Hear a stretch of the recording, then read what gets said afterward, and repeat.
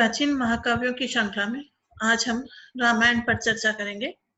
रामायण भारतीय संस्कृति और जीवन मूल्यों को अभिव्यक्त करने वाला प्रमुख ग्रंथ है। यह पहला महाकाव्य माना जाता है। इसमें आदर्श चरित्र और आदर्श समाज का चित्रण किया गया है। साथ ही इसमें कर्मयोग और भक्ति योग को प्रतिष्ठित किया गया है। रामायण की रचना वाल्मीकि ने की थी। वाल्मीकि के बारे में कोई प्रामाणिक जानकारी नहीं मिलती है। महाभारत और पुराणों में इनके बारे में अनेक कथाएं दी गई है। महाभारत और पुराणों में इन्हें भृगुवंशीय बताया गया है। एक अन्य आख्यान के अनुसार वाल्मीकि जन्म से ब्राह्मण थे, लेकिन निरंतर किरातों के साथ रहने के कारण चोरी और डकैती करने लग गए थे, अतः इनका ब्राह्मणत्व नष्ट हो गया था। एक बार कुछ ऋषि मुनियों को लूटने के उद्देश्य से उन्हें रोका।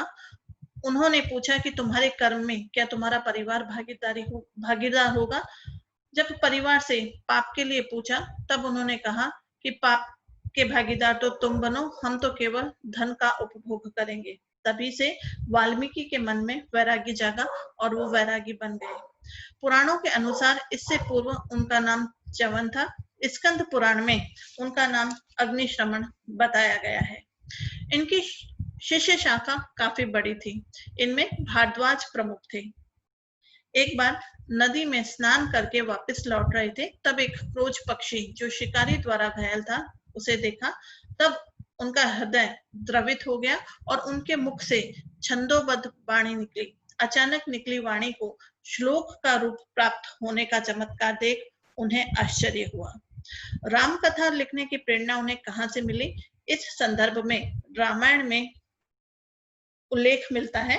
वहां कहा गया है कि नारद से वाल्मीकि ने पूछा कि इस संसार में ऐसा कौन सा महापुरुष है जो आचार विचार में आदर्श माना जाए। तब नारद ने उन्हें राम कथा का सार सुनाया, जिसे श्लोकबद्ध करके उन्होंने रामायण की रचना की। रामायण की रचना काल के विषय में विद्वानों में मतैक्यता का अभाव है। रामायण न तो बुद्ध से परिचित है और न ही उनकी जीवन की घटनाओं से और न ही बुद्धकालीन भारत की अवस्था से। ऐसा प्रतीत होता है कि रामायण का रचना काल बुद्ध से पूर्व का है। भाषा के आधार पर जैकोबी के अनुसार मूल रामायण में 5 कांड थे। 2 कांड बाद में जोड़े गए, क्योंकि इन कांडों में राम को अवतार के रूप में प्रतिष्ठित किया गया है, जबकि शेष में वह मर्यादित पुरुषोत्तम के रूप में दिखाई देते हैं। मैकडोनल्ड के अनुसार इसका मूल भाग 500 ईसा पूर्व से के पहले का है, जबकि शेष दूसरी शताब्दी ईसा पूर्व के लगभग लिखे गए थे। कीथ इनका रचनाकाल 6ठी शताब्दी ईसा पूर्व मानता है। निष्कर्ष के तौर पे हम ये कह सकते हैं कि ये ग्रंथ 6ठी शताब्दी ईसा पूर्व से दूसरी शताब्दी ईसा पूर्व तक लिखा गया था। रामायण में लगभग 24,000 श्लोक हैं। इसमें 7 कांड हैं: बालकांड, अयोध्या कांड, अरण्यक कांड, किष्किंधा कांड, सुंदर कांड, लंका कांड, उत्तर कांड। विद्वानों की मान्यता है कि मूल रामायण में 5 ही कांड थे। पहला और अंतिम कांड बाद में जोड़ा गया, क्योंकि मूल रामायण ग्रंथ में राम को युग पुरुष माना गया है और उसी रूप में उनका चरित्र चित्रण किया गया है। लेकिन बालकांड और उत्तरकांड में उन्हें विष्णु का अवतार माना गया है। इससे ये स्पष्ट होता है कि ये 2 कांड जो थे वो बाद में लिखे गए थे। रामायण की कथा राम कथा दी गई है। इस कथा के अनुसार कौशल राज्य नरेश दशरथ अयोध्या में राज करते थे। इनके 3 रानियां कौशल्या, सुमित्रा, केकई और 4 पुत्र राम, लक्ष्मण, भरत और शत्रुघ्न थे। राम का विवाह विदेह के राजा जनक के पुत्री सीता के साथ हुआ था। वृद्धावस्था में दशरथ अपने ज्येष्ठ पुत्र राम को राज्य देकर संसार से निवृत्ति चाहते थे, लेकिन रानी केकई ने राजा से 2 वर मांगे। प्रथम, अपने पुत्र भरत को राज सिंहासन पर बैठना, और दूसरा, राम को 14 वर्ष का वनवास। अतः राम ने अपनी पत्नी सीता और छोटे भाई लक्ष्मण के साथ वन गमन किया। इधर भरत ने राजपद ग्रहण नहीं किया और राम को वन में लाने गए, लेकिन राम वापस नहीं लौटे। तब भरत ने उनकी पादुकाएं लेकर अयोध्या आए और पादुकाओं के आधार पर ही शासन करने लगे। अनेक कष्ट झेलते हुए राम लक्ष्मण सीता दक्षिण में नर्मदा नदी के तट पर पंचवटी नाम के स्थान पर पहुंचे और वहीं रहने लगे। वहां लंका का राजा रावण राम और लक्ष्मण की अनुपस्थिति में सीता का अपहरण करके लंका ले गया। राम ने किष्किंधा के राजा सुग्रीव और उनके सेनानायक हनुमान और उनकी सेना की सहायता से रावण पर आक्रमण कर उसे पराजित कर दिया। राम लक्ष्मण और सीता 14 वर्ष पूरे होने पर अयोध्या लौट आए, जहां राम का राज्याभिषेक किया गया। रावण के यहाँ रहने के कारण सीता की पवित्रता पर संदेह करते हुए जब लोग राजा राम की आलोचना करने लगे, तब राम ने गर्भवती सीता का त्याग कर दिया। सीता वन में महर्षि वाल्मीकि के आश्रम में रहने लगी और वहां उन्होंने लव और कुश नामक 2 जुड़वा पुत्र को जन्म दिया। वाल्मीकि ने उन्हें रामायण पाठ कंठस्थ कराया। जब राम ने अश्वमेध यज्ञ किया, तब लव और कुश अयोध्या पहुंचे और राम को रामायण का गान सुनाया। राम उनके गान से मंत्र मुग्ध हो गए। जब राम को पता चला कि ये दोनों ऋषि कुमार उन्हीं के पुत्र हैं, तब उन्होंने सीता को वापस बुलवाया। वाल्मीकि सीता को लेकर अयोध्या पहुंचे, जहां वाल्मीकि के कहने पर सीता ने पतिव्रत की कसम खाकर भूमि में प्रवेश किया। रामायण मूल रूप से एक पारिवारिक महाकाव्य है। जो परिवार सुखी होता है, वह एक सुखी समाज का निर्माण करता है। इस दृष्टि से अयोध्या के राजा दशरथ के परिवार को इसमें चित्रित किया गया है। रामायण का सबसे आकर्षक प्रसंग अयोध्या कांड में है, जिसमें राम के भाग्य विपर्य का बड़ा ही मार्मिक चित्रण हुआ है। राम का राज तिलक होते होते उन्हें 14 वर्ष के वनवास की आज्ञा होती है। राम का चरित्र इतना ऊंचा और आदर्श इतने सुसंस्कृत बताए हैं कि पिता द्वारा दी गई वनवास की आज्ञा से उन्हें जरा भी संताप नहीं होता है। राज्य प्राप्ति से अचानक वंचित होना और वन गमन की अनिवार्यता से राम विचलित नहीं होते हैं। राम के उच्च आदर्श का चित्रण केवल रामायण का ही नहीं, विश्व साहित्य का भी अनुपम अंश माना जाता है। राम सहित रामायण के सभी पात्र आदर्श में विचरण करते हैं। भरत आदर्श भाई होने के कारण अपने ज्येष्ठ भाई राम के होते हुए राजपद को स्वीकार नहीं करता है। आदर्श पत्नी होने के कारण सीता अपने पति राम के साथ वन गमन करती है। भ्रातृत्व भावना के उच्च आदर्श लक्ष्मण के चरित्र को प्रस्तुत किया गया है। सीता का चरित्र भारतीय नारीत्व का साक्षात प्रतीक है। भारतीय स्त्रियों के दैनिक जीवन में सीता की पवित्रता और पतिव्रत धर्म आज भी आदर्श बने हुए हैं। दशरथ ने पिता का, भरत और लक्ष्मण ने भाई का, कौशल्या और सुमित्रा ने माता का, सुग्रीव ने मित्र का और हनुमान ने सेवक का जो आदर्श प्रस्तुत किया है, वह आज भी भारतीयों के लिए प्रेरणा का स्रोत बना हुआ है। इस महाकाव्य में मानव जीवन के श्रेष्ठ आदर्श प्रतिपादित किए गए हैं।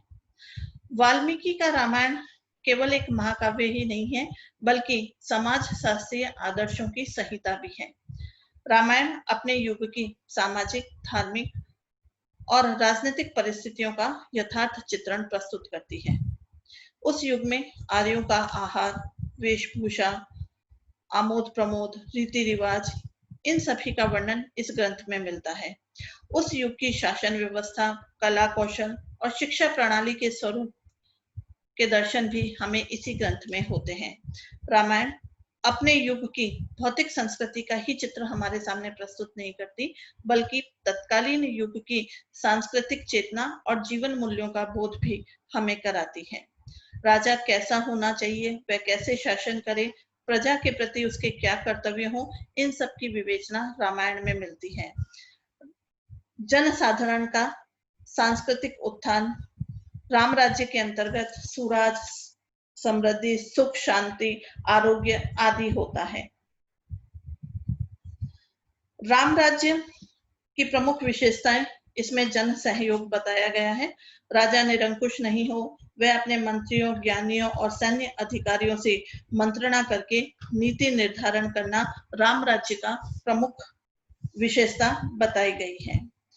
रामायण कर्मयोग और भक्ति तत्व ज्ञान का प्रतिपादक ग्रंथ है। इसमें सामाजिक, राजनीतिक, धार्मिक स्थिति, संस्थाओं और प्रथाओं का सुंदर चित्रण देखने को मिलता है। यह ग्रंथ दो अलग अलग संस्कृतियों, आर्यों और अनार्यों के बीच के संघर्ष का बड़ा ही सुंदर वर्णन करता है। आर्य संस्कृति के प्रतिनिधि के रूप में राम को और अनार्य संस्कृति के प्रतिनिधि के रूप में रावण को इसमें प्रस्तुत किया गया है। ये दोनों ही संस्कृतियां भिन्न भिन्न जीवन मूल्यों को प्रकट करती है। जहां राम नैतिकता, सत्य, न्याय, स्वार्थ त्याग के पक्षपाती हैं, वहीं रावण में अनैतिकता, कुटिलता, असत्यता, धूर्तता जैसी तामसी प्रवृत्तियां दिखाई देती है। इन दोनों संस्कृतियों के संघर्ष में सत्य की असत्य पर, न्याय की अन्याय पर, नैतिकता की अनैतिकता पर विजय बताई गई है। साहित्य की दृष्टि से रामायण महाकाव्य का बड़ा ही महत्व है। भाव और भाषा दोनों की दृष्टि से यह ग्रंथ प्रभावशाली है। भाषा की दृष्टि से इसमें छंदों का विलक्षण प्रयोग किया गया है। अलंकारों का चमत्कारपूर्ण विन्यास और रसों का पूर्ण परिपाक इस ग्रंथ में मिलता है। श्रृंगार, वीर, शांत, रुद्र, वात्सल्य, प्रेम, करुणा, विपत्ति, भक्ति आदि सभी रसों का इस ग्रंथ में समावेश है। लेकिन श्रृंगार, वीर और करुणा इन तीन रसों की विशेष प्रधानता हमें दिखाई देती है। भाव की दृष्टि से विभिन्न परिस्थितियों में उत्पन्न होने वाली भावनाओं और विभिन्न परिस्थितियों में मानव के चरित्र चित्रण का यह एक आदर्श ग्रंथ है। अयोध्या कांड में राम के वनवास का आदेश देते समय पिता दशरथ की मनोदशा, माता कौशल्या और सुमित्रा का भाव विहल होकर मात्र प्रेम का प्रदर्शन, सीता का पतिव्रत धर्म, लंका में सीता की मनोदशा आदि भावों का मनोवैज्ञानिक ढंग से सुंदर चित्रण इसमें दिखाई देता है। सौंदर्य की अनुभूति भी इस महाकाव्य में हमें दिखाई देती है। प्राकृतिक सौंदर्य और नारी सौंदर्य का अनुपम संगम हमें इस महाकाव्य में दिखाई देता है। प्राकृतिक सौंदर्य में गंगा का बड़ा आकर्षक वर्णन है। किष्किंधा कांड में पंपा सरोवर, पंचवटी वन, दंडक वन के मनोरम दृश्य, शरद और वर्षा ऋतु के आकर्षक वर्णन के साथ ही नारी सौंदर्य में बाली की पत्नी तारा के अनुपम सौंदर्य का वर्णन भी मिलता है। नारी सौंदर्य के अंतर्गत वाल्मीकि ने लंका कांड में हनुमान द्वारा लंका में सीता को खोजते समय जिन स्त्रियों को देखा, उन स्त्रियों का भी आकर्षक वर्णन किया है।